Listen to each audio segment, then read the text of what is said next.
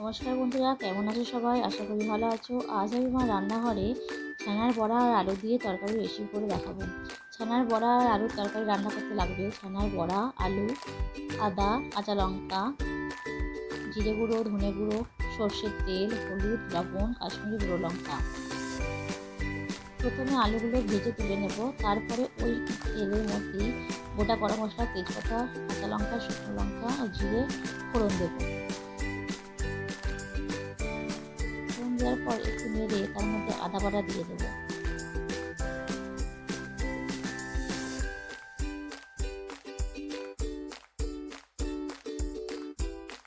আদা বাটা দেওয়ার পর সামান্য জল দেব। জল দিলে তার মধ্যে সমস্ত গুঁড়ো মশলা যেমন ধনে গুঁড়ো, জিরে গুঁড়ো, হলুদ গুঁড়ো, লবণ, কাশ্মীরি গুঁড়ো লঙ্কা সব দিয়ে দেবো।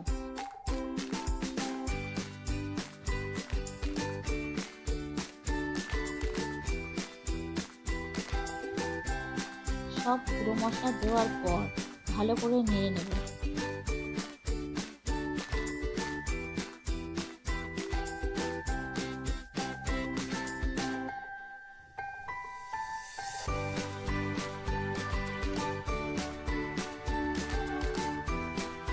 ভালো করে নাড়তে থাকলে মশলা থেকে তেল ছেড়ে দিলে তার মধ্যে আমি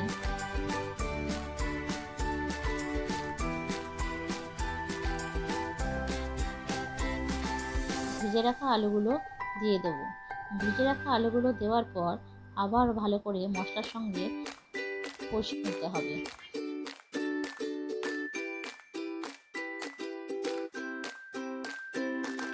কিছুক্ষণ কষার পর জল দিয়ে দিতে হবে।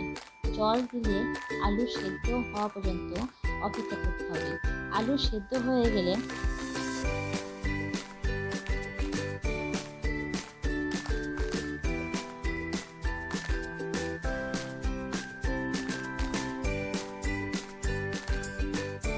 ভাজা ছানাগুলি আমি তার মধ্যে দিয়ে দেব।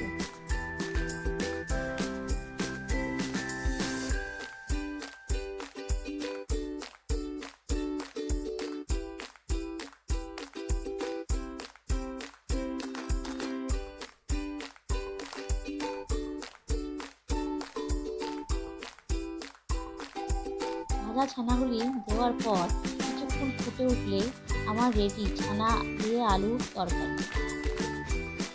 নিরামিষের দিন ভালো লাগবে। আমার ভিডিওটি ভালো লাগলে লাইক শেয়ার করে দেবেন।